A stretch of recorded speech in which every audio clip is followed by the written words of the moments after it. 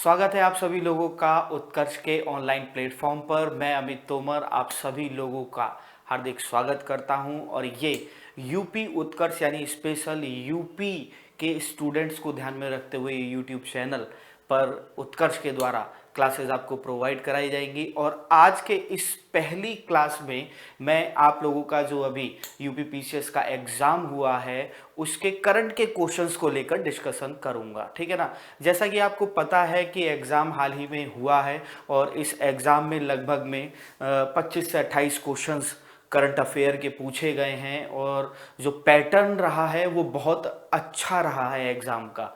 उम्मीद करता हूं कि आप लोगों का एग्ज़ाम अच्छा हुआ भी होगा। और आज के इस वीडियो में हम लोग शुरू करेंगे डिस्कशन उन करंट के क्वेश्चंस का और ना सिर्फ देखेंगे कि आंसर क्या है बल्कि उससे रिलेटेड जानकारी भी लेंगे कि ऐसा क्यों पूछा गया या ऐसा और क्या पूछा जा सकता था उसी क्वेश्चंस में। तो आइए शुरू करते हैं, इसकी शुरुआत हम लोग कर लेते हैं। तो अगर हम लोग देखें तो सबसे पहला क्वेश्चन अगर हम लोग देखेंगे तो हम लोग को दिखाई देगा राष्ट्रीय स्वच्छ वायु कार्यक्रम केंद्र सरकार द्वारा किस वर्ष शुरू किया गया। तो आइए जरा इसके बारे में थोड़ी सी जानकारी पहले ले लेते हैं और फिर क्वेश्चन पर आते हैं, ठीक है ना। भारत सरकार ने क्या किया कि वायु प्रदूषण के नियंत्रण उन्मूलन और इसे खत्म करने को ध्यान में रखते हुए इस राष्ट्रीय स्वच्छ वायु कार्यक्रम की शुरुआत की। कब करी थी इसकी शुरुआत करी थी 10 जनवरी 2019 को।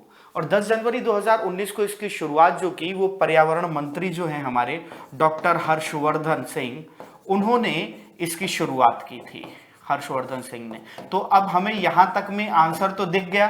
तो पहला आंसर अब यानी कि हमारा आंसर क्या होगा 2019। लेकिन मैं आपको बताऊं ये क्वेश्चन इतना ही नहीं है, ये बहुत आसान तरीके से आयोग ने पूछ लिया।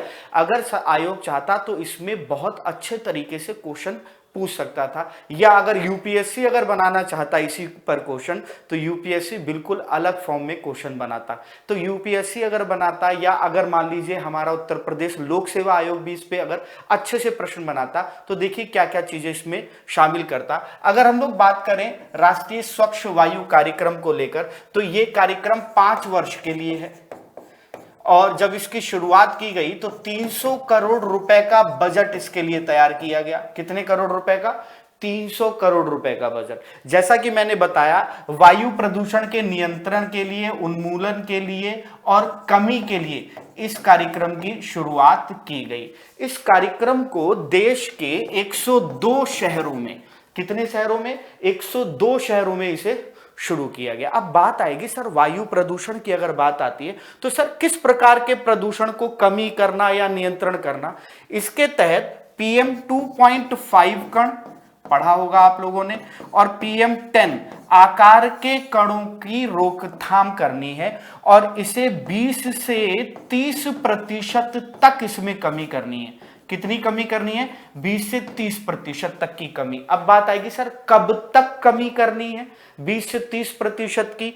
PM 2.5 और PM 10 आकार के कणों की ये प्रदूषक होते हैं, छोटे छोटे कण होते हैं जो हमारे सांस लेने से हमारे शरीर के अंदर चले जाते हैं। इनकी वजह से हमें डायबिटिक 2 टाइप यानी 2nd टाइप डायबिटीज हो जाती है, हमें फेफड़ों का कैंसर हो सकता है, फेफड़ों में जलन हो सकती है। इस प्रकार का प्रदूषण ये जब हमारे शरीर में जाता है तो सरकार ने कहा कि इस राष्ट्रीय स्वच्छ वायु कार्यक्रम के तहत इन 2 प्रदूषक में 20 से 30% की कमी करनी है। शुरुआत कब हुई? 2019 में। कितने वर्ष के लिए है?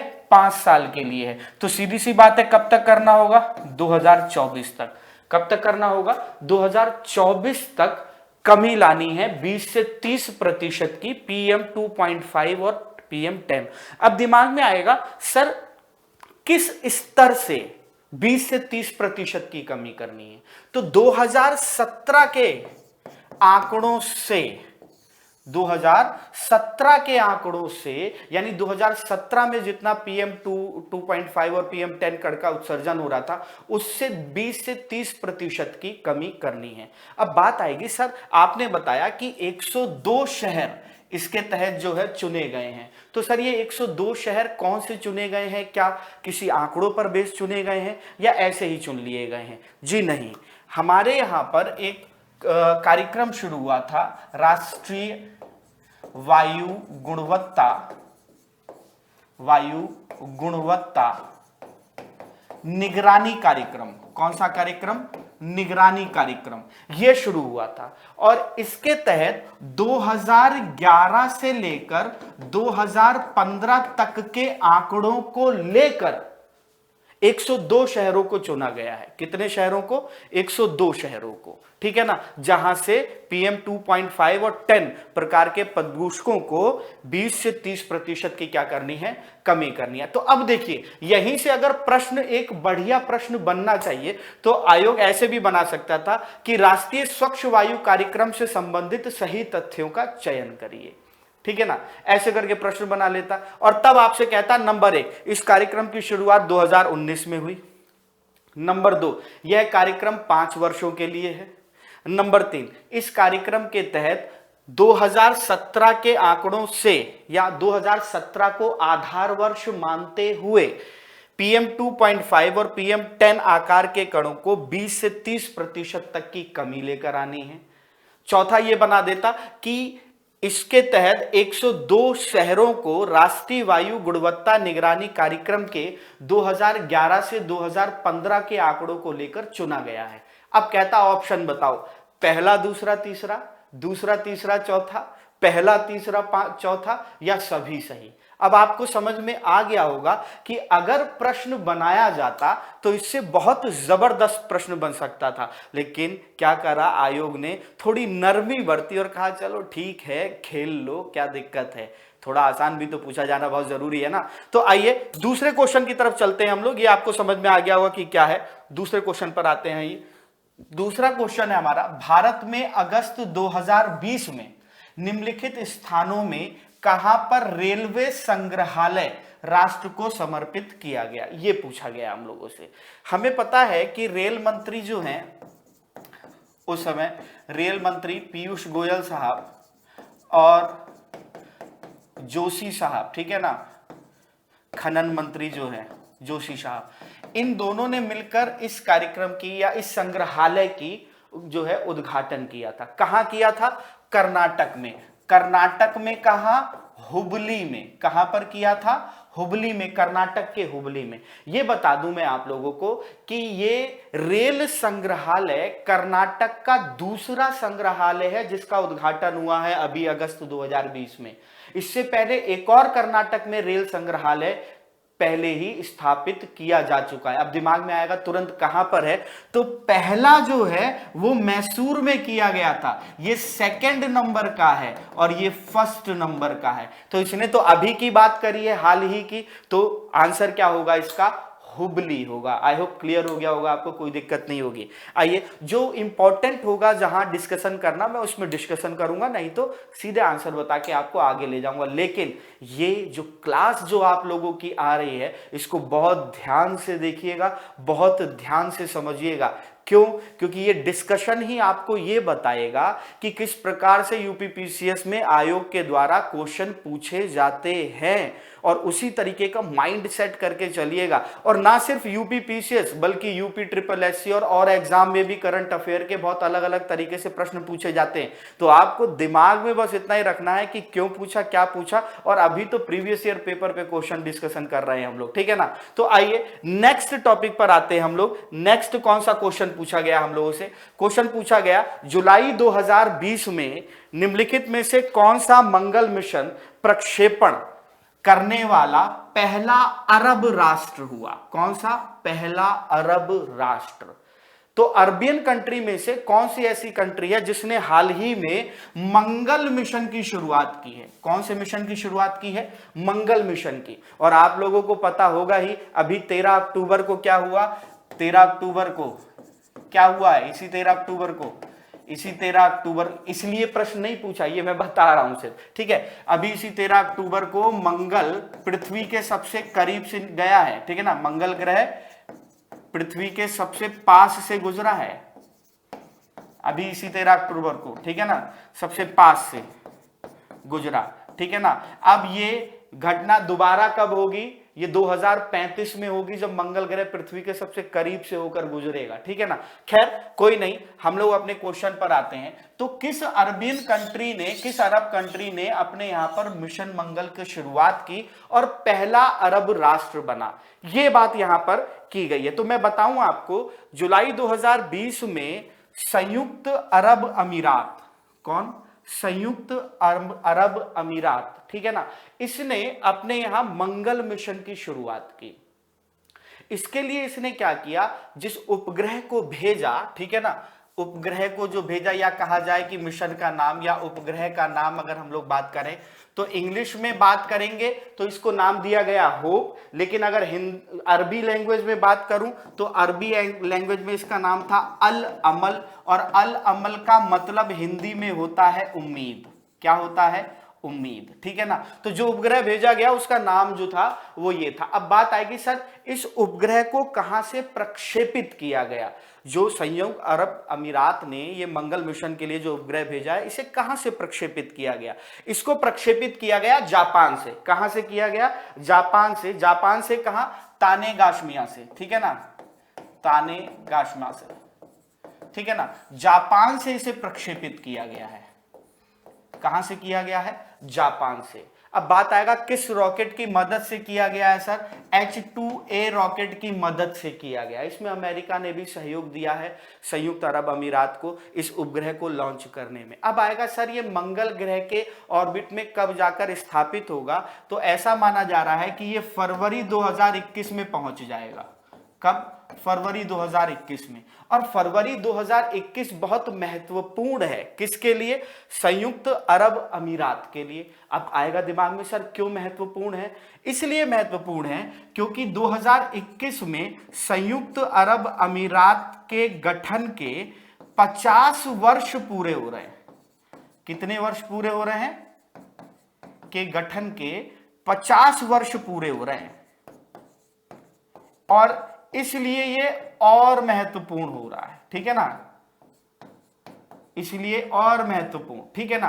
तो इसके गठन के 50 वर्ष इसमें पूरे हो रहे हैं और इस वजह से ये और ज्यादा महत्वपूर्ण हो गया है। क्लियर है यहां तक। अब एक और बात आएगी कि सर अमीरात के अंतरिक्ष केंद्र का नाम क्या है, तो नाम है मोहम्मद बिन राशिद अंतरिक्ष केंद्र। कौन सा, मोहम्मद बिन राशिद, ठीक है ना, अंतरिक्ष केंद्र। ये अमीरात के जो है कहा जाए सैटेलाइट रिसर्च ऑर्गेनाइजेशन है या सेंटर, केंद्र है तो सेंटर है ये, ठीक है ना।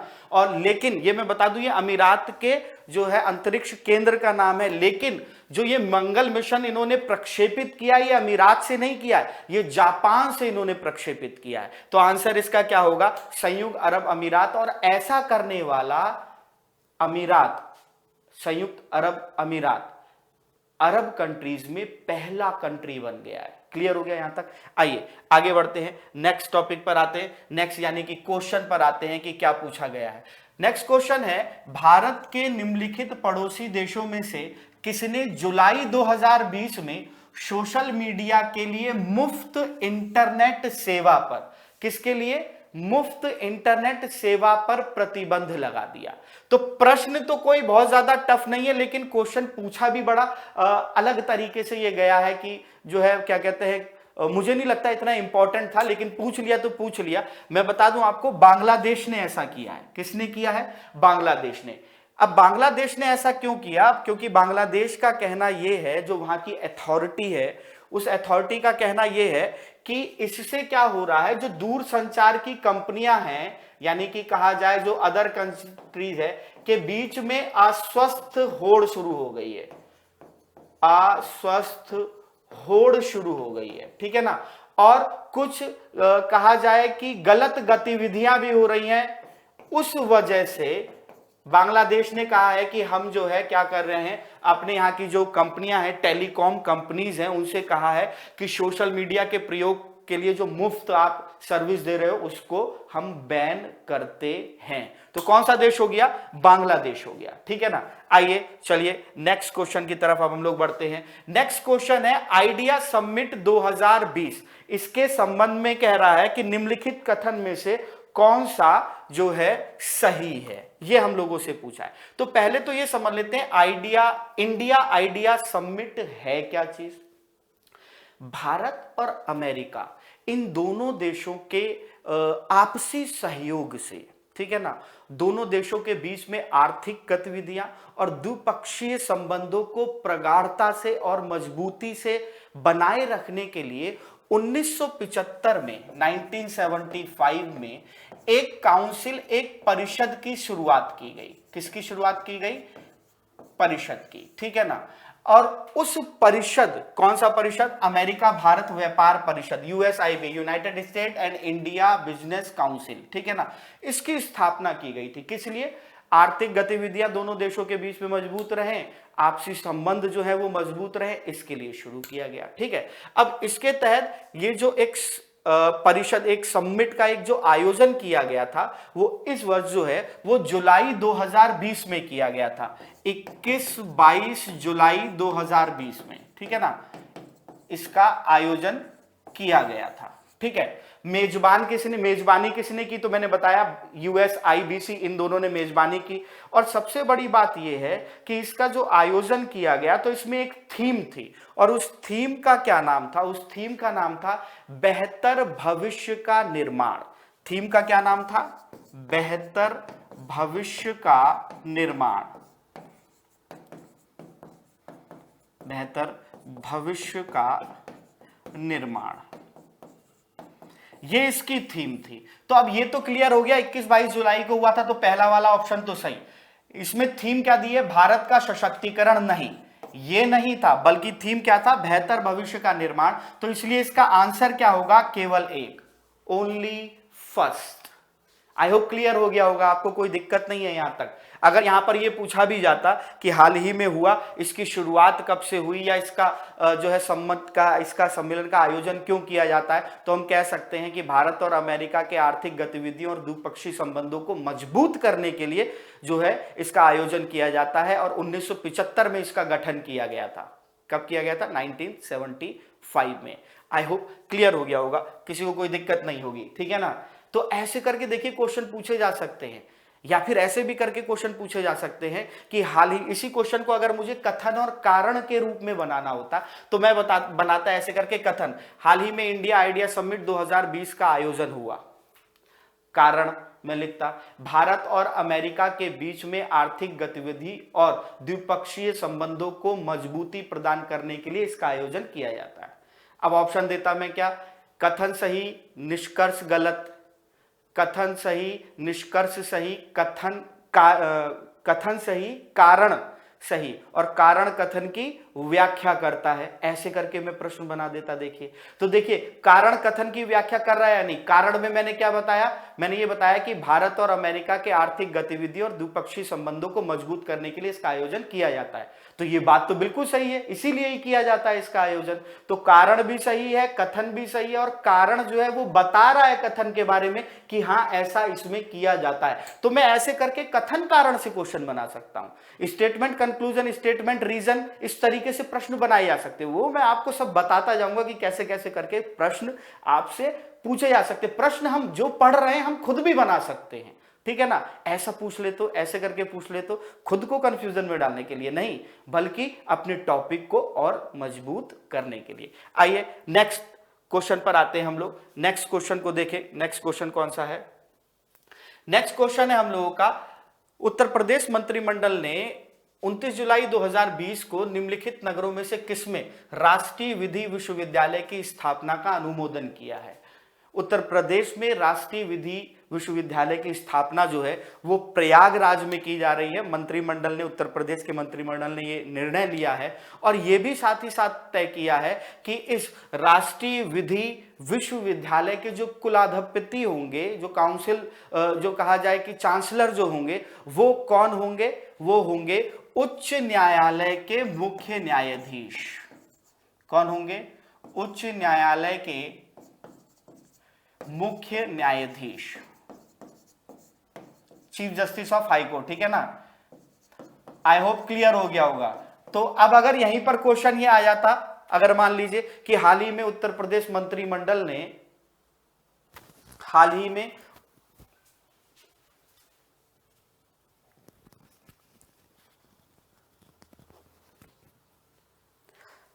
अगर मान लीजिए क्वेश्चन ये आ जाता कि हाल ही में उत्तर प्रदेश मंत्रिमंडल ने 29 जुलाई 2020 को उत्तर प्रदेश में एक राष्ट्रीय विधि विश्वविद्यालय के स्थापना का निर्णय लिया है, इस विश्वविद्यालय के कुलपति कौन रहेंगे। अब वहीं पर दे देता सरकार द्वारा नियुक्त, राज्यपाल द्वारा नियुक्त, ऐसे करके, और फिर कह देता उच्च न्यायालय के मुख्य न्यायाधीश, तो कंफ्यूजन क्रिएट हो जाती वहीं पर। तो लेकिन याद रखिएगा कौन होंगे, उच्च न्यायालय के मुख्य न्यायाधीश। और विश्वविद्यालय कहां स्थापना होगी, प्रयागराज में। आई होप क्लियर हो गया होगा, किसी को कोई दिक्कत नहीं होगी।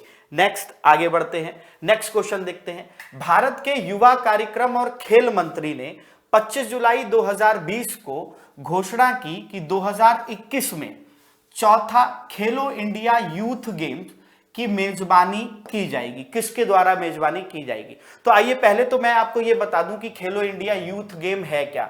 ये जो कार्यक्रम है ये है खेलो इंडिया के तहत। किसके तहत है, खेलो इंडिया के तहत एक कार्यक्रम की शुरुआत की गई थी। खेलो इंडिया की क्यों की गई थी, क्योंकि भारत सरकार का यह मानना था कि भारत इतनी बड़ी आबादी वाला देश है, लेकिन उसके बावजूद ओलंपिक जैसे जो प्रतियोगिता में भारत के पदकों की संख्या बहुत कम होती है।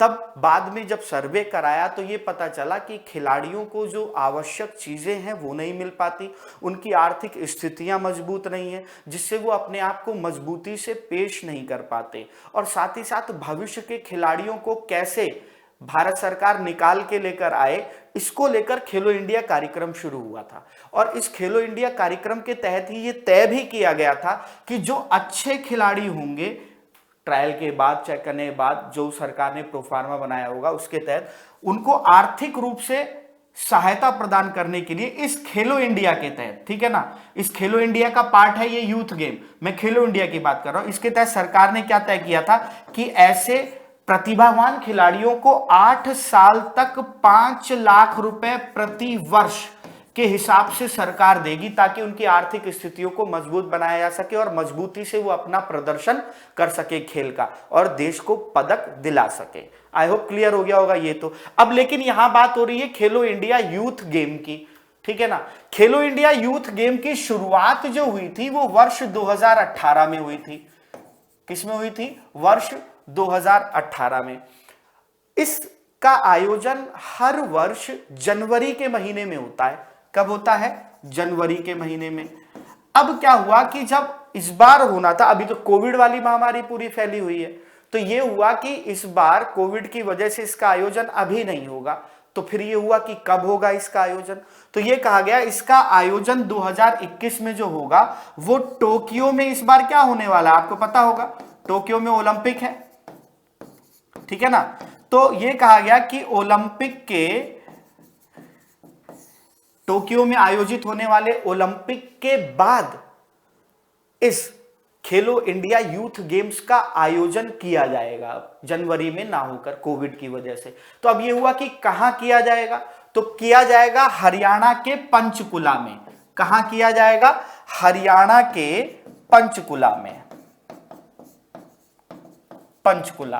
तो अब दिमाग में एक और चीज आ रही होगी आपकी, सर ये तो 2021 की बात हो गई, तो पिछला वाला 2020 वाला कहां पर आयोजित हुआ था, वो तो हुआ होगा ना, क्योंकि तब तक तो नहीं हुआ था। यानी इस बार वाला वो कहां हुआ, क्योंकि लॉकडाउन तो सर मार्च में शुरू हुआ, तो ये वाला कहां हुआ था, इस वर्ष वाला। तो इस वर्ष वाला हुआ था गुवाहाटी में, ठीक है ना, कहां, असम में, इस बार वाला।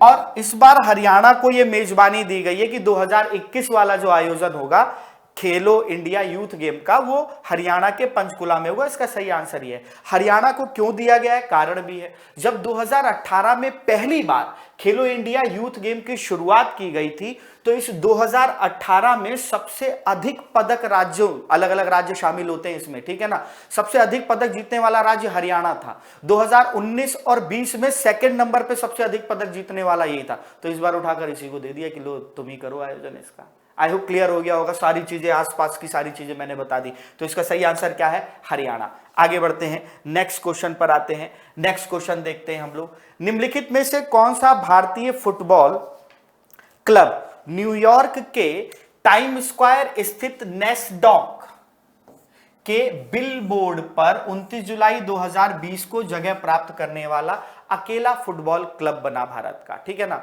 अब ये क्या है, न्यूयॉर्क में जो है टाइम्स स्क्वायर एक जो है बिल्डिंग है, वहां पर नेस्डॉक का एक बिलबोर्ड, मतलब एक बहुत बड़ा शाइनिंग सा एक बोर्ड जिसपे लाइटिंग चलती है और वीडियो चलते हैं, उस पर भारत के एक फुटबॉल क्लब को दिखाया गया और ऐसा पहली बार हुआ। ठीक है ना। और वो कौन था, इस पर अब हम लोगों से बात की गई। और याद रखिएगा कब की बात कर रहा है? 29 जुलाई। किसकी बात कर रहा है? 29 जुलाई। और ये याद रखिएगा कि 29 जुलाई को हर साल, ठीक है ना, 29 जुलाई को हर वर्ष बनाया जाता है मोहन बागान दिवस। कौन सा बनाया जाता है? मोहन बागान दिवस। कहां है? कोलकाता। कोलकाता का फुटबॉल क्लब मोहन बागान। नहीं पता होगा तो पता हो गया। तो अब एक आंसर तो दिख रहा होगा कि कौन सा हो गया आंसर, अब तो क्लियर हो गया, मोहन बागान तो होगा, ये आंसर हमारा क्लियर है। लेकिन इससे जुड़ी और बात बता दूं कि 29 जुलाई को ही मोहन बागान दिवस क्यों मनाया जाता है? क्या इस दिन इस मोहन बागान क्लब की स्थापना हुई थी? नहीं। इसकी स्थापना कब हुई थी? इसकी स्थापना हुई थी 1889 में, 1889 में। ठीक है ना, इसकी स्थापना हुई थी 1889 में। अब बात आएगी कि ठीक है सर, तो फिर इसको क्यों मनाया जाता है? हुआ क्या कि जब हमारे यहां अंग्रेजों का शासन था और उस समय 1911 की बात है, 1911 की, 1911 की, 1911 में ब्रिटेन का एक फुटबॉल क्लब था जिसका नाम था ईस्ट यॉर्कशायर रेजिमेंट। ये बहुत धाकड़ फुटबॉल रेजिमेंट था, बहुत दबदबा था इसका फुटबॉल खेलने में।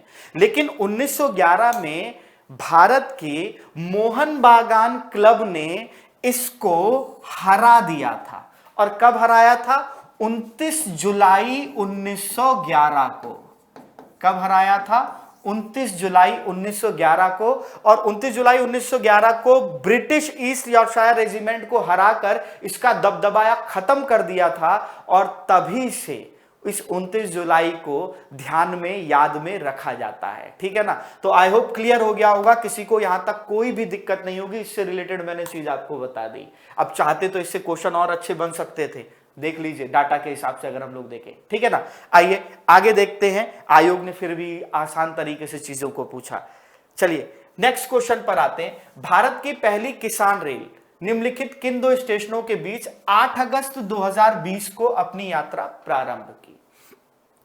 आप लोगों ने अगर बजट को ध्यान से इस बार देखा होगा तो 2020 और 21 में जो बजट पेश किया 2020 और 21 का, इसमें इस किसान रेल की बात की गई थी। किसकी बात की गई थी? किसान रेल की। अब ये है क्या? हम लोगों ने देखा है कि किसान बड़े लेवल पर जो मुलायम फसलें होती हैं, जैसे सब्जी और फल की फसलें होती हैं, इनको जब बाजार में लेकर बेचने के लिए जाता है तो यातायात का सही प्रबंधन ना होने के कारण कई बार इनकी फसल खराब हो जाती है, बाजार तक नहीं पहुंच पाती। तो 2020 और 21 के बजट में एक किसान रेल शुरू करने की बात की गई थी, साप्ताहिक रूप से। ठीक है ना, साप्ताहिक। ठीक है, जिसमें कहा गया था कि ये ट्रेन क्या करेगी, सब्जी और फल को अंतरराज्यीय स्तर में बाजार में जल्दी यानी कम समय में पहुंचाएगी, जिससे किसानों को लाभ पहुंचाया जा सके। आई होप क्लियर हो गया होगा यहां तक कि ये है क्या। ठीक, तो अब बात आएगी सर ये कहां से कहां तक के लिए है? तो ये महाराष्ट्र के देवलाली से लेकर बिहार के दानापुर तक के लिए चलेगी। तो ऑप्शन कौन सा हो गया? देवलाली महाराष्ट्र, और दानापुर बिहार। आई होप क्लियर हो गया होगा। इस ट्रेन में 11 डिब्बे होंगे जो एसी कंपाउंड होंगे और उसी में ही एक तरीके से समझ लो कोल्ड स्टोरेज टाइप वो डिब्बे होंगे और उसी में ही जो है सब्जी और फल रहेंगे और बीच में इंपॉर्टेंट पड़ने वाले स्टेशनों पर जहां जहां जिन्होंने बुक किया होगा वहां वहां उतारते हुए उपलब्ध कराते हुए और चली जाएगी। साप्ताहिक ट्रेन है, ये याद रखिएगा इस चीज को, ठीक है। आइए नेक्स्ट क्वेश्चन पर आते हैं हम लोग, ठीक है। नेक्स्ट क्वेश्चन क्या है, निम्नलिखित में से कौन सा सही सुमेलित नहीं है। ठीक, अगर हम लोग देखें G20 कहां हुआ था 2019 में, ओसाका में। G7 2019 में बियारिट्ज में। ईस्ट एशिया सम्मेलन 2019 में बैंकॉक में। लेकिन ईस्ट एशिया सम्मेलन 2020 ये सिंगापुर में नहीं हुआ, भारत के द्वारा हुआ और ये एक तरीके से कहा जाए डिजिटल रूप से हुआ। तो इसलिए इसमें कौन सा गलत हो गया, ये वाला हमारा आंसर होगा। कौन सा होगा, ये वाला। इसमें ज्यादा जानकारी की कोई हमें आवश्यकता है नहीं क्योंकि सीधे सीधे बात की गई है इसमें। आइए आगे बढ़ते हैं। नेक्स्ट हम लोग आते हैं, जनवरी 2020 में उत्तर प्रदेश में कितने स्थलों को रामसर साइट के रूप में शामिल किया गया। आर्द्र भूमियों की बात हो रही है यहां पर, ठीक है। रामसर साइट का मतलब आर्द्र भूमि की बात हो रही है, ठीक। अब आर्द्र भूमि क्या होती है, आर्द्र भूमि वह भूमि होती है जहां जल मंडल और स्थल मंडल आकर मिलते हैं। वो जो संक्रमण वाला क्षेत्र जिसे आप इन्वायरमेंट में इकोटोन संक्रमणिका कहते हो, जहां पर 6 मीटर की गहराई तक जो है पानी रहता है, उस क्षेत्र को हम लोग आर्द्र भूमियों के रूप में परिभाषित करते हैं। और वहां का जलीय पारिस्थितिकी तंत्र बहुत मतलब जो है सघन वाला होता है, मैंग्रोव वन वगैरह सारे आपको दिखेंगे वहां पर। तो हमारे यहां जनवरी 2020 से पहले 26 आर्द्र भूमियां थीं और अंतरराष्ट्रीय स्तर पर आर्द्र भूमि पर्यावरण के लिए बहुत महत्वपूर्ण है, इस पृथ्वी के लिए बहुत महत्वपूर्ण है। तो इस आर्द्र भूमियों को संरक्षण की आवश्यकता है और इसी संरक्षण को ध्यान में रखते हुए ईरान में एक शहर पड़ता है रामसर। रामसर का मतलब ये मत समझना कि राम का ठेका सिर्फ जो है भारत वालों के पास है, नहीं। ईरान का एक शहर है रामसर और उस रामसर के शहर के नाम से आर्द्र भूमियों के संरक्षण के लिए पहली बार सम्मेलन का आयोजन हुआ और तब से उसे रामसर सम्मेलन के नाम से ही जाना जाता है। तो इस रामसर सम्मेलन के तहत भारत में 26 आर्द्र भूमियां अंतरराष्ट्रीय स्तर की थीं, लेकिन जनवरी 2020 के बाद या इस वर्ष कहा जाए 10 आर्द्र भूमियों को अंतरराष्ट्रीय स्तर का दर्जा दे दिया गया रामसर में, तो 36 हो गई। तो इस बार जो 10 अंतरराष्ट्रीय स्तर की रामसर भूमि आर्द्र भूमियों का जो नाम दिया गया, जो शामिल की गई रामसर सम्मेलन के तहत, उसमें से 6 उत्तर प्रदेश में है। कौन सी है, 6। तो इसमें से सही आंसर कौन सा होगा, 6 होगा। आई होप क्लियर हो गया होगा, ठीक है ना। 3 राज्यों के 10 मिलाकर थे जिसमें से उत्तर प्रदेश की सबसे ज्यादा 6 थी, ठीक है। आगे बढ़ते हैं। बाकी इस टॉपिक पे जब हम लोग आगे पढ़ेंगे, चर्चा करेंगे कभी, तो इसे पूरा बताऊंगा, पूरी इसकी कहानी बताऊंगा कि कैसे कैसे क्या होता है और साथ ही साथ पर्यावरण को देखते हुए भी हम लोग चलेंगे, ठीक है ना। तो आइए नेक्स्ट क्वेश्चन पे चलते हैं। अगर मजा आ रहा हो, समझ में आ रहा हो, तो सीधी सी बात है कि बने रहिएगा साथ में। चैनल को सब्सक्राइब करना बिल्कुल भी मत भूलिएगा और अपने दोस्तों को शेयर करना तो बिल्कुल भी मत भूलिएगा, ठीक है ना, क्योंकि हम लोग तेजी से आप लोगों के पास अब पहुंचने वाले हैं, ठीक है। तो उत्कर्ष जो अब यूपी उत्कर्ष के नाम से आप लोगों के लिए, उत्तर प्रदेश के लिए यूट्यूब चैनल लेकर आया, उसमें आप लोग मेरे साथ यूपीपीसीएस के जो 2020 का जो एग्जाम हुआ है उसके करंट के क्वेश्चंस पे हम लोग क्या कर रहे हैं, डिस्कशन कर रहे हैं। आइए नेक्स्ट क्वेश्चन पर आते हैं हम लोग। नेक्स्ट क्वेश्चन है, भारत में निम्नलिखित राज्यों में से किसमें कोविड-19 अवधि के दौरान पहली बार ई लोक अदालत, कौन सी अदालत, ई लोक अदालत प्रारंभ हुई। अब हम लोगों से यह बात की गई है कि ई लोक अदालत कहां पर की गई, ठीक है ना, प्रारंभ पहली बार।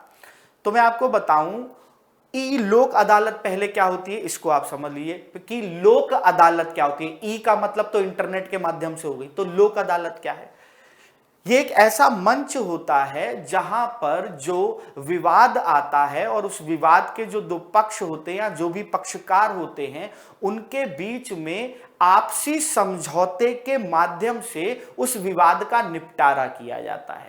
क्लियर हो गया यहां तक, ठीक है। तो अब क्या हुआ, इस प्रकार के बहुत सारे मुद्दे जिनका निपटारा किया जाना था, तो इसके लिए काम किया छत्तीसगढ़ राज्य ने। किसने शुरू किया?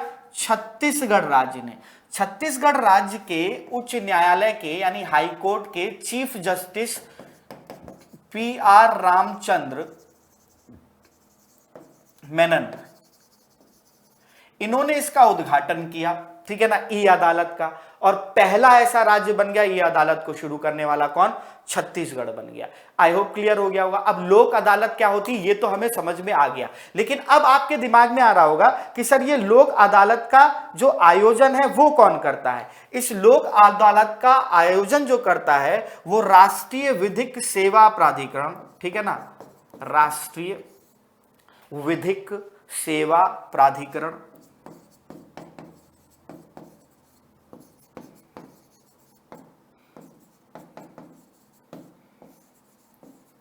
इसे इंग्लिश में देखोगे तो न्यूज़पेपर में नालसा वगैरह लिखा रहता है। और इसके हितधारकों के माध्यम से इसके हितधारकों के माध्यम से लोक अदालत का क्या किया जाता है? आयोजन किया जाता है। आई होप क्लियर हो गया होगा सारी चीजें। अब अगर आपसे यहीं पर पूछता, हाल ही में कोविड-19 के तहत ई लोक अदालत की शुरुआत भारत में हुई, ई लोक अदालत से संबंधित सही तथ्यों का चयन करिए, ठीक है ना। अब करंट में यही पूछ लेता आपसे, कहता हाल ही में इसकी शुरुआत छत्तीसगढ़ में की गई और ऐसा करने वाला ये पहला राज्य बन गया।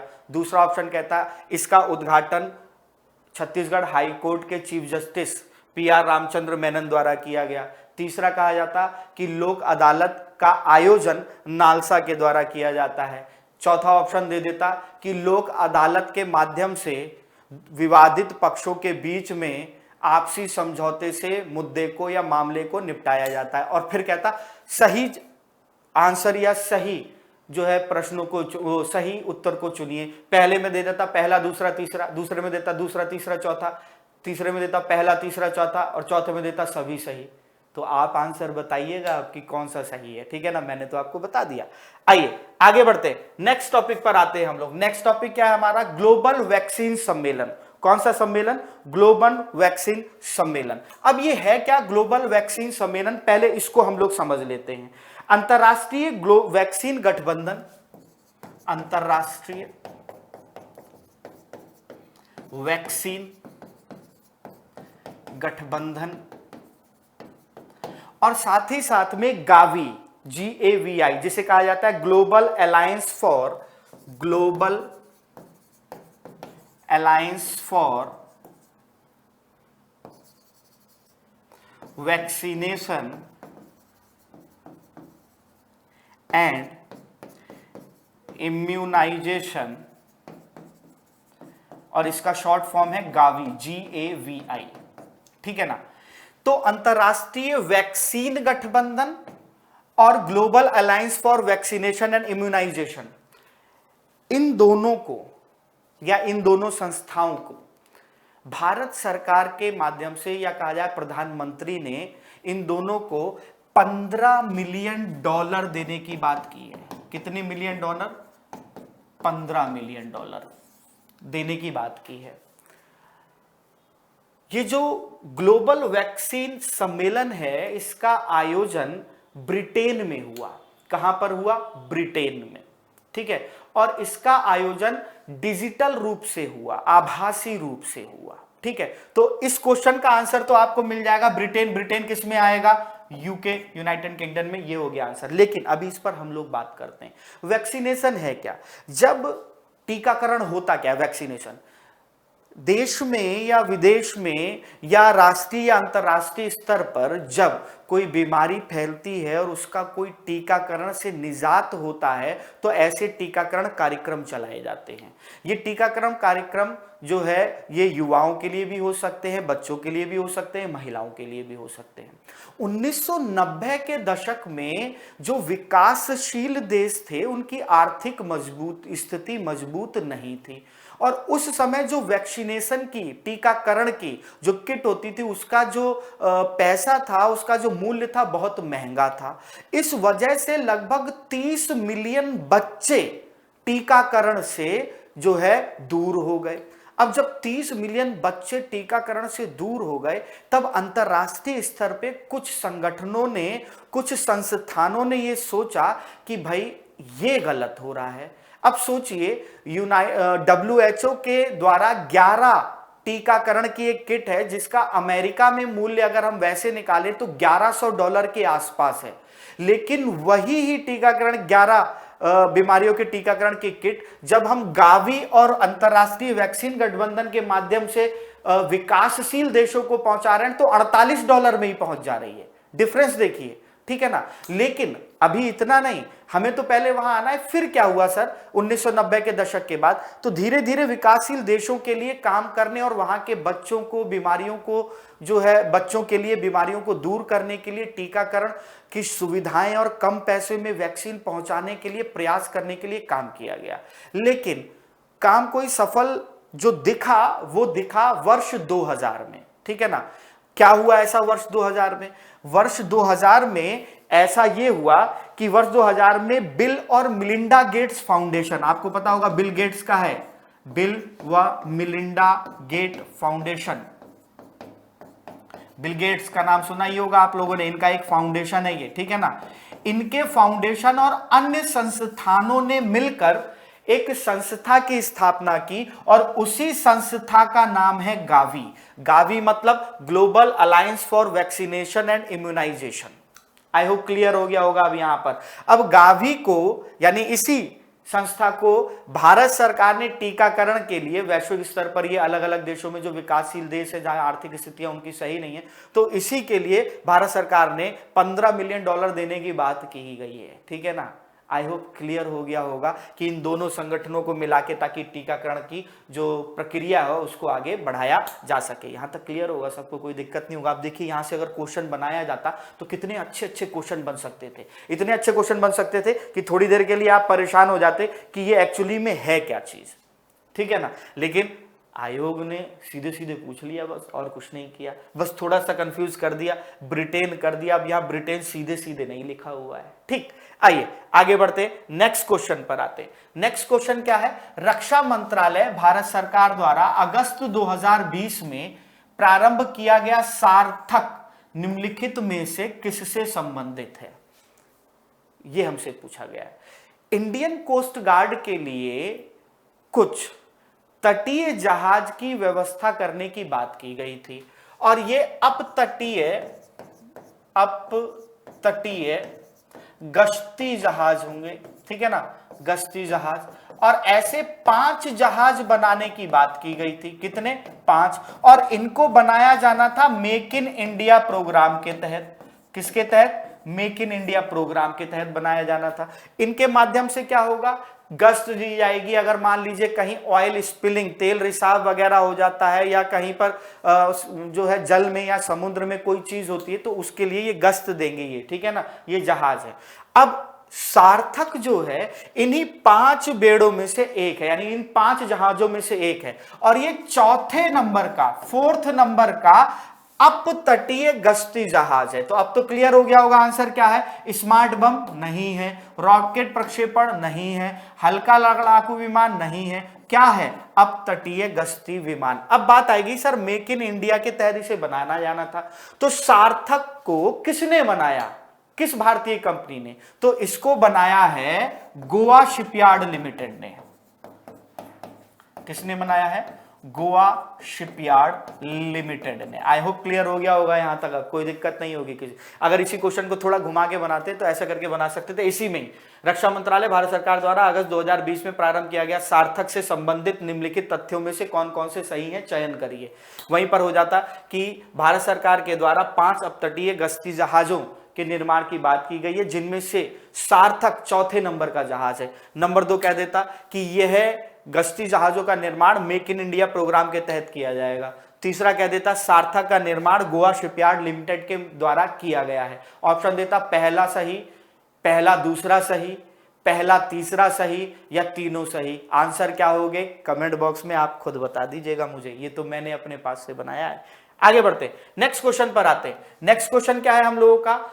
27 जुलाई 2020 को भारत के प्रधानमंत्री ने निम्नलिखित में से किस स्थान पर कोविड-19 के परीक्षण के लिए 3 नई भारतीय चिकित्सा अनुसंधान परिषद यानी आईसीएमआर उच्च श्रेणी परीक्षण प्रयोगशाला का उद्घाटन किया। हमें पता है कोविड-19 के टेस्टिंग को ध्यान में रखते हुए कुछ लेबोरेटरी का उद्घाटन प्रधानमंत्री नरेंद्र मोदी जी ने किया था ताकि टेस्टिंग की संख्या को बढ़ाया जा सके। तो इन 3 लेबोरेटरी का जो उद्घाटन किया गया, इसके तहत प्रत्येक लेबोरेटरी के माध्यम से 10,000 ज्यादा टेस्टिंग हो सकती थी। और प्रधानमंत्री नरेंद्र मोदी जी ने जिस 3 लेबोरेटरी का जो उद्घाटन किया वो है कोलकाता, नोएडा और मुंबई, यहां पर उद्घाटन किया इन्होंने। क्लियर हो गया? यहां तक ज्यादा इसमें जानने की अभी कोई जरूरत है नहीं। आगे बढ़ते हैं, नेक्स्ट आते हैं हम लोग। उत्तर प्रदेश में निम्नलिखित में से किस हवाई अड्डे को भारत के केंद्रीय मंत्रिमंडल ने 24 जून 2020 को अंतरराष्ट्रीय हवाई अड्डे का दर्जा दिया? आगरा नहीं, प्रयागराज नहीं, गोरखपुर नहीं, तो किसे? कुशीनगर। और याद होगा एक और भी बन रहा है जिसे एशिया का सबसे बड़ा जो है हवाई अड्डा बनाने की बात की जा रही है और उत्तर प्रदेश में ही बनना है। कहां बन रहा है, किसको लेकर बात हो रही है? विश्व का पहला कौन सा है, विश्व का सबसे बड़ा जो है एयरपोर्ट? कमेंट बॉक्स में बताइएगा मुझे। ये बता दूं एशिया का सबसे बड़ा वाला बनाने की योजना चल रही है सरकार के द्वारा, ठीक है ना, और वो बन रहा है। कहां बन रहा है कमेंट बॉक्स में बताइएगा आप लोग, ठीक। आइए आगे बढ़ते हैं। नेक्स्ट है निम्नलिखित में से किस राज्य ने या राज्य सरकार ने पशु किसान क्रेडिट कार्ड योजना का शुरुआत किया है? पशु किसान क्रेडिट कार्ड योजना, ये भारत में पशु किसान क्रेडिट कार्ड योजना शुरू करने वाला देश का पहला राज्य भी है, ये भी मैं आपको बता दूं। इसके माध्यम से क्या है, सरकार क्या कर रही है, लोन दे रही है, पैसा दे रही है।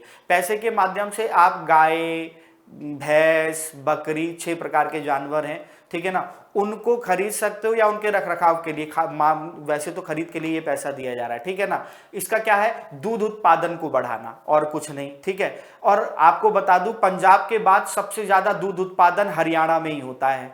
पंजाब में प्रति व्यक्ति प्रतिदिन 1 लीटर से अधिक दूध उत्पादन होता है वहां की जनसंख्या के हिसाब से, ठीक है ना। तो उसी को और हरियाणा में बढ़ाने के लिए शुरू किया गया। तो हरियाणा दूसरा है और हरियाणा ने ही इस पशु किसान क्रेडिट कार्ड योजना की क्या की है, शुरुआत की है। इसके तहत 2021 तक इन्होंने 10 लाख से ज्यादा ऐसे जो है क्या कहते हैं लाभ पहुंचाने की बात की है लोगों को, ठीक है। आइए आगे बढ़ते हैं, नेक्स्ट देखते हैं। निम्नलिखित में से किस देश ने 2021-22 के लिए संयुक्त राष्ट्र सुरक्षा परिषद के अस्थायी सदस्यों के रूप में जून 2020 में नहीं चुना गया है? तो पहले तो हम लोग ये जान लें कि क्या संयुक्त राष्ट्र सुरक्षा परिषद गठन कैसे हुआ, क्या चीजें। 1945 में दूसरे विश्व युद्ध के बाद इसका गठन हुआ। 1965 से पहले तक इसके कुल सदस्य हुआ करते थे 11।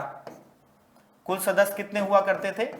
11, ठीक है ना, जिसमें से 5 सदस्य स्थायी थे।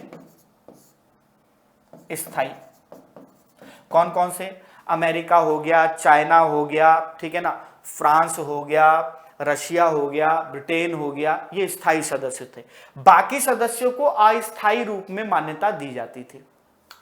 लेकिन 1965 के बाद क्या किया गया कि सदस्यों की संख्या को बढ़ाकर 15 कर दिया गया, लेकिन स्थायी सदस्यों की संख्या अभी भी 5। कितनी? 5 ही, ठीक है ना। अब ये तो हमें समझ में आ गया। अब क्या होता है, तो फिर सर 15 है तो 10 सदस्य वो अस्थायी होते हैं, 2 साल के लिए उनको चुना जाता है, ठीक है ना। अब इस बार भारत 8वीं बार संयुक्त राष्ट्र सुरक्षा परिषद का सदस्य बना है। इस बार 2022 तक के लिए बन गया, दिसंबर तक के लिए 8वीं बार। पहली बार भारत संयुक्त राष्ट्र सुरक्षा परिषद का जो अस्थायी सदस्य जो बना था, और अस्थायी सदस्य ये भारत स्थायी नहीं है, वो 1950-51 में बना था पहली बार। और इस बार भी भारत को बनाया गया है तो वो 8वीं बार बनाया गया है, ये मैं आप लोगों को बता दूं। अब बात आएगी सर ये जो 10 जो देशों को अस्थायी रूप से मान्यता दी जाती है, इन 10 सदस्यों का जो चयन होता है वो किस प्रकार से होता है? इन 10 सदस्यों को जो चुना जाता है वो 5 सदस्य इनमें से जो होते हैं, ठीक है ना, ये अफ्रीका और एशिया से होते हैं। किससे होते हैं? अफ्रीका और एशिया से। 2 सदस्य जो होते हैं वो होते हैं दक्षिण अमेरिका से, ठीक है। 1 सदस्य जो होता है वो लिया जाता है पूर्वी यूरोप से, और 2 सदस्य जो हैं वो लिए जाते हैं पश्चिमी यूरोप व अन्य क्षेत्र से। अब जोड़ लीजिए, देखिए कितना हुआ, 5 2 7 8 और 2 कितने हो गए 10 और 5 स्थाई वाले कितने हो गए 15। अब लेकिन फिर तुरंत दिमाग में आएगा, सर एक बात बताइए, अरब कंट्रीज भी तो बहुत ज्यादा है, उन अरब कंट्रीज में से किसी को नहीं क्या कहते हैं संयुक्त राष्ट्र सुरक्षा परिषद में अस्थायी सदस्य बनाया जाता है? जी बनाया जाता है, लेकिन अरब कंट्रीज में से किसे बनाना होगा, उसका चयन एशिया और अफ्रीका, एशिया और कौन, अफ्रीका, यहां से 5 लिए जाते हैं देश, मैंने बताया, ठीक है ना। एशिया और अफ्रीका तय करते हैं कि कौन अरब कंट्री का अस्थायी सदस्य बनने के लिए नॉमिनेट किया जाए, हर 2 साल पर ऐसा किया जाता है, ठीक है ना। तो अब इस साल भी किया गया, इस साल भारत भी था, आयरलैंड भी था, नॉर्वे भी था, मैक्सिको भी था, लेकिन कनाडा का नॉमिनेशन हुआ तो था, लेकिन इसे सदस्यता नहीं मिली। तो इसका आंसर क्या होगा, कनाडा होगा। आई होप क्लियर हो गया होगा, इसका बेसिक्स भी मैंने आप लोगों को बता दिया और ये भी बता दें कि कैसे कैसे यहां पर क्या चीजें होती हैं, ठीक है ना। चलिए आगे बढ़ते हैं, नेक्स्ट क्वेश्चन को देखते हैं क्या है। 29 जुलाई 2020 को भारत के केंद्रीय मंत्रिमंडल द्वारा स्वीकृत नई राष्ट्रीय शिक्षा नीति के संबंध में, नई राष्ट्रीय शिक्षा नीति आई है, ठीक है ना, पूरा मैटर है, इसको हम लोग जानेंगे जब पढ़ेंगे करंट अफेयर पूरा, अभी तो क्वेश्चन के पॉइंट ऑफ व्यू से देखते हैं। इसके संबंध में निम्नलिखित कथनों पर विचार कीजिए। यह डॉक्टर कस्तूरी रंगन की अध्यक्षता वाली समिति द्वारा तैयार किया गया, बिल्कुल सही बात है। यह विगत 38 वर्षों से लागू पिछली शिक्षा नीति को बदल देगा। हमें पता है पिछली शिक्षा नीति जो थी, ठीक है ना, वो क्या थी, शिक्षा नीति 1986 और 2020 में ये आई, तो 1986 से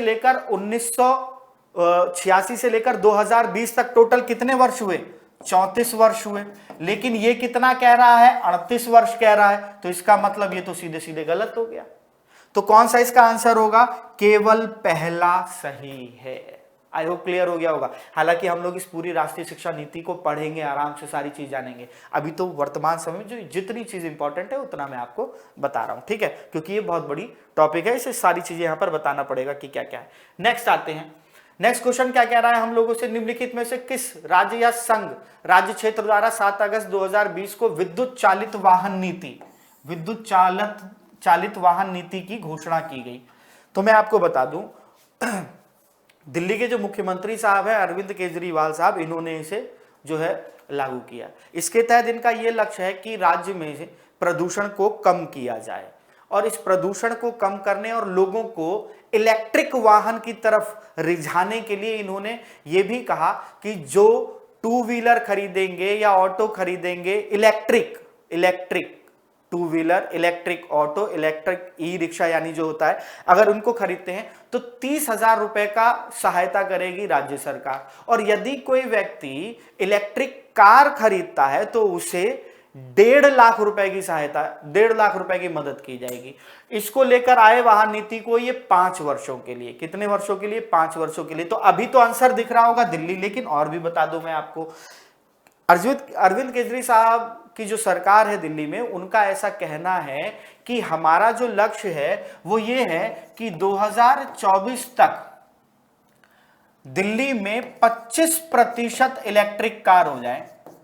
कितने प्रतिशत, 25%, टोटल कार में से 25% इलेक्ट्रिक कार हो जाए। अब दिमाग में आएगा सर इस समय कितनी है, टोटल कारों का कितने प्रतिशत इलेक्ट्रिक कार है? वर्तमान समय में दिल्ली में 0.29% ही इलेक्ट्रिक कार है।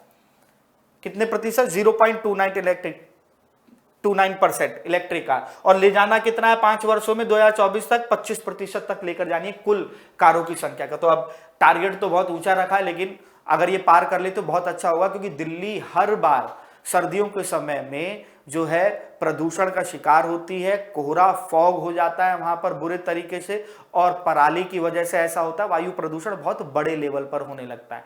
अब बात आएगी सर अगर ये ऐसा करेंगे तो क्या प्रदूषण कम होगा? सरकार का कहना है कि इसके माध्यम से 5 वर्षों में 25% तक प्रदूषण, माइनस लगा रहा हूं यहां पर, कम होगा। क्या होगा? 25% तक कम हो जाएगा, और इसी लक्ष्य के लिए दिल्ली ने विद्युत चालित वाहन नीति को क्या किया, लागू किया। आई होप क्लियर हो गया होगा, यहां तक कोई दिक्कत नहीं होगी, ठीक है। चलिए कैसा लग रहा है बताते रहिएगा कमेंट बॉक्स में, मजा आ रहा है या नहीं आ रहा है, ठीक है। आगे बढ़ेंगे हम लोग। नेक्स्ट बात करते हैं, निम्नलिखित में से किस भारतीय फाउंडेशन ने अगस्त 2020 में फूड विजन 2050 पुरस्कार जीता? कौन सा? Food vision 2050। अब हमसे ये पूछ रहा है, ठीक है ना, कि किसने जीता। सबसे पहले बता दूं कि इस पुरस्कार समारोह का आयोजन जो है वो न्यूयॉर्क में हुआ था। कहां हुआ था? न्यूयॉर्क में, ठीक है ना।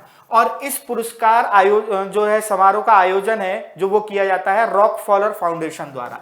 किसके द्वारा? रॉकफेलर फाउंडेशन द्वारा। और इसमें जो है टॉप 10, विश्व के टॉप 10 फूड विजन 2050 के लिए टॉप 10 देशों को पुरस्कार दिया गया। इसमें से एक भारत का भी फाउंडेशन है, ठीक है ना, इसीलिए ये क्वेश्चन बना भी। और इसके तहत जो पुरस्कार राशि दी जाती है वो $2 लाख की पुरस्कार राशि भारतीय जो फाउंडेशन है उसको दी गई। अब कौन सा है? उसका नाम है नंदी। कहां का है ये? हैदराबाद का है। एक एनजीओ है ये। कहां का है? हैदराबाद का। अब ऐसा क्या था जो इसमें इसको पुरस्कार दिया गया? तो ये जो पुरस्कार दिया है इनको, वो दिया है अराकुनोमिक्स मॉडल की वजह से। किसकी वजह से? अराकुनोमिक्स मॉडल की वजह से। अब दिमाग में आएगा सर ये क्या है अराकुनोमिक्स मॉडल, ठीक है ना। ये होता है रीजनरेटिव एग्रीकल्चर, पुनर्जीवी जो है कृषि के लिए। अब इसमें इन्होंने क्या किया था, इस फाउंडेशन ने, नंदी फाउंडेशन ने, इसने सबसे पहले इसकी शुरुआत जो की वो अराकू में, फिर अराकू में सफलता जब मिल गई तो फिर इसे जो है वर्धा में और फिर नई दिल्ली में भी इसे इन्होंने किसे? अराकुनोमिक्स मॉडल को इन्होंने प्रयोग में लाया। अब जब इसे पहली बार अराकू क्षेत्र में जो वहां के आदिवासी लोग थे उनको जब कृषि के क्षेत्र में लाए, जो है जनरेटिव एग्रीकल्चर किया, तो वहां पर उन्होंने बड़ी संख्या में पौधे लगाए और वहां से कॉफी के पौधों का उन्होंने जो है क्या कहते हैं लगाए, तो उसका उत्पादन हुआ। 2017 का डाटा को लेकर यह चीज हुई और फिर वो बाहर यूरोपियन कंट्रीज में गया तो वो अलग नजरिए से उसे देखा गया कि जिसमें किसी भी तरीके से जो है रिसाइकलिंग करके जो है या रीजनरेटिव करके उसको बढ़ावा दिया गया। तो इस अराकुनोमिक्स मॉडल की वजह से भारत के नंदी फाउंडेशन को फूड विजन 2050 पुरस्कार के माध्यम से $2 लाख का पुरस्कार दिया गया। और इसका जो आयोजन हुआ न्यूयॉर्क में, आयोजन कौन करता है? रॉकफेलर फाउंडेशन द्वारा इसका आयोजन किया गया। आई होप क्लियर हो गया होगा, अब किसी को यहां पर कोई दिक्कत नहीं होगी। नंदी फाउंडेशन कहां का है? हैदराबाद का है। आइए आगे बढ़ते हैं नेक्स्ट क्वेश्चन की तरफ। अब हम लोग आते हैं कि नेक्स्ट क्वेश्चन क्या है हम लोगों का। कोलकाता बंदरगाह से अगरतला के लिए पहली बार मालवाहक जहाज जुलाई 2020 में बांग्लादेश के निम्नलिखित में से किस बंदरगाह से होकर गया था? तो चट्टोग्राम जो चिटगांव में है, ठीक है ना, वहां से होकर गया था, ठीक है ना। इसका आंसर होगा डी। आगे बढ़ते हैं, नेक्स्ट आते हैं। पृथ्वी विज्ञान मंत्रालय द्वारा भारत सरकार द्वारा जुलाई 2020 में निम्नलिखित में से किसे पृथ्वी प्रणाली विज्ञान में लाइफ टाइम उत्कृष्टता पुरस्कार दिया गया? यह दिया गया था अशोक साहनी जी को। किसको दिया गया 2020 का? अशोक साहनी जी को। आइए आगे बढ़ते हैं, नेक्स्ट बात करते हैं। नीति आयोग द्वारा दिसंबर 2019 में सतत विकास लक्ष्यों का भारत सूचकांक 2019-20 जारी किया गया। उत्तर प्रदेश को किस वर्ग में रखा गया? इसे जब हम लोग करंट पढ़ेंगे तब इसे पूरा देखेंगे कि किस किस तरीके से है। इतना याद रखिएगा उत्तर प्रदेश को परफॉर्मर का अवार्ड दिया गया, अच्छा प्रदर्शन करने के लिए अवार्ड दिया गया, क्योंकि अन्य राज्यों की तुलना में बहुत तेजी से अच्छा प्रदर्शन जो है इसमें किया क्या जाता है कि इसमें जो नए उद्योग हैं, छोटे उद्योग हैं, उनको बढ़ावा देने के लिए, उनको सुविधाएं देने के लिए, स्थापित करने के लिए, दोबारा चालू करने के लिए, इस तरीके से, ठीक है ना, सरकार मदद करती है। तो इसे परफॉर्मर की श्रेणी में लाके रखा। इसे पूरा हम लोग जानेंगे, सतत विकास के लिए ये चीजें होती हैं, ठीक है। आगे देखते हैं हम लोग हौसला 2018। हौसला क्या है? ये एक उत्सव मनाया गया था, हौसला। तो अब दिमाग में रखना उत्सव है पहले तो। इसमें निम्नलिखित में से कौन सा कथन सही है? ठीक, हौसला 2018 का आयोजन महिला एवं बाल कल्याण विकास मंत्रालय भारत सरकार द्वारा नई दिल्ली में किया गया। बिल्कुल सही बात है ये। ये बच्चों की देखरेख करने वाली संस्थाओं के बच्चों का राष्ट्रीय उत्सव है। ये भी बिल्कुल सही बात है। तो इसका मतलब इसका आंसर क्या होगा, पहला और दूसरा दोनों क्या होगा, सही होगा। ठीक है ना। आइए नेक्स्ट क्वेश्चन पर आते हैं। लॉकडाउन के दौरान, लॉकडाउन क्यों लगा था, कोविड की वजह से, ये तो पता ही है। अब देखो कॉमन सेंस भी लगा लेते तो भी हमारा काम बन जाता। भारत सरकार के द्वारा प्रयुक्त असाधारण शक्तियों का विधिक आधार निम्नलिखित में से किन कानूनों से प्राप्त हुआ। लॉकडाउन जो लगाने का है वो विधिक अधिकार जो मिला सरकार को वो किस तरीके से। Mental health care act, mental health की तो यहां कोई बात ही नहीं थी, ये हो ही नहीं सकता। डिजास्टर मैनेजमेंट एक्ट, हाँ कोविड एक आपदा के रूप में है, ये हो सकता है। ठीक है ना। शत्रु संपत्ति, यहां तो शत्रु संपत्ति का कोई मतलब ही नहीं है। एपिडेमिक डिसीजेज एक्ट, बिल्कुल सही बात है, महामारी के लिए है। तो इसका मतलब दूसरा और चौथा, ऑप्शन में देखते कहीं दूसरा चौथा है क्या, हाँ है, कहां है, सी में है। तो बस यही ही आंसर हो जाएगा। आइए नेक्स्ट क्वेश्चन पर आते हैं। नेक्स्ट क्वेश्चन देखते हैं। केंद्रीय बजट 2020-21 के द्वारा उत्कृष्ट कॉर्पोरेट बॉन्ड, उत्कृष्ट कॉर्पोरेट बॉन्ड विदेशी पोर्टफोलियो निवेश की सीमा को बढ़ा दिया गया। जी बिल्कुल सही बात है, इसको बढ़ाकर 15% कर दिया गया है। कितने प्रतिशत, 15। तो इसका आंसर क्या होगा, डी होगा। आइए नेक्स्ट क्वेश्चन देखें जो पूछा गया है करंट का। उत्तर प्रदेश में निम्नलिखित जिलों में से किस में वर्ष 2018 में फ्रांस के सहयोग से एक वृहद सौर ऊर्जा संयंत्र की स्थापना की गई थी। और यह हमसे पूछ रहा है कि इस संयंत्र की स्थापना कहां की गई थी। ठीक है ना। आइए जरा अब हम लोग इसको देखें। ऑप्शन में हमें क्या क्या दिया हुआ है, हम लोग को ऑप्शन में दिया है आगरा, बलिया, देवरिया, मिर्जापुर। 2018 में पता होगा इनेमुल साहब आए थे भारत, और तब जब वो आए थे तब वो मिर्जापुर गए थे। और मिर्जापुर में एक गांव पड़ता है जिसका नाम है दादर कला। क्या नाम है, दादर कला। वहीं पर सौर ऊर्जा संयंत्र की स्थापना की गई थी। ठीक है ना। और इस दादर कला में जो सौर ऊर्जा स्थापना की गई थी संयंत्र की, वो 50 मेगावाट का सौर ऊर्जा संयंत्र। उस समय सबसे बड़ा ऊर्जा संयंत्र, सौर ऊर्जा संयंत्र यही ही था। और यह भी बता दूं, फ्रांस की मदद से जो ये सौर ऊर्जा संयंत्र की स्थापना मिर्जापुर में की गई, इसको जिस कंपनी ने, फ्रांस की जिस कंपनी ने जो सहयोग किया उसका नाम है एनवायरमेंट सोलर प्राइवेट लिमिटेड। क्या नाम है, एनवायरमेंट सोलर प्राइवेट लिमिटेड। तो फ्रांस की इस कंपनी की मदद से मिर्जापुर के दादर कला गांव में उस समय का सबसे बड़ा सौर ऊर्जा संयंत्र लगाया गया जो कि 75 मेगावाट का था। तो ये थे उत्तर प्रदेश पीसीएस के जो 2020 का जो अभी आपका एग्जाम हुआ, उस एग्जाम में करंट अफेयर के पूछे गए प्रश्न जिनका डिस्कशन हम लोगों ने किया। ठीक है ना। और ये डिस्कशन के माध्यम से मैंने आपको ये बताया कि क्वेश्चन कैसे बन सकते थे। हम लोग जब आगे पढ़ेंगे तो इसी प्रकार से पढ़ेंगे। जब टॉपिक्स पढ़ेंगे तो बिल्कुल क्लियरली हम लोग चीजें क्लियर करते चलेंगे, political issues, environmental issues, science tech issues, economical issues. और फिर उनको टॉपिक को पढ़ने के बाद ना सिर्फ क्वेश्चन बनाएंगे डायरेक्ट फैक्ट पर, बल्कि कथन, निष्कर्ष, कथन, कारण, इन पर भी प्रश्नों को हम बनाएंगे ताकि लोअर लेवल के फैक्ट लेवल क्वेश्चन भी क्लियर हो जाए और जो यूपीपीसीएस या आईएएस में भी पूछा जाता है उनके भी क्वेश्चन हम लोग बड़े आसानी से कर लें। तो कैसा लगा ये वीडियो आप लोग कमेंट में जरूर बताइएगा। तब तक अपना ध्यान रखिए, मिलते हैं फिर, तब तक के लिए बहुत बहुत धन्यवाद।